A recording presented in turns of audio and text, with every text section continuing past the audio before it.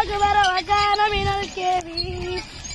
قال يا إبليس ما منعك أن تسجد لما خلقت بيدي استكبرت أم كنت من العالين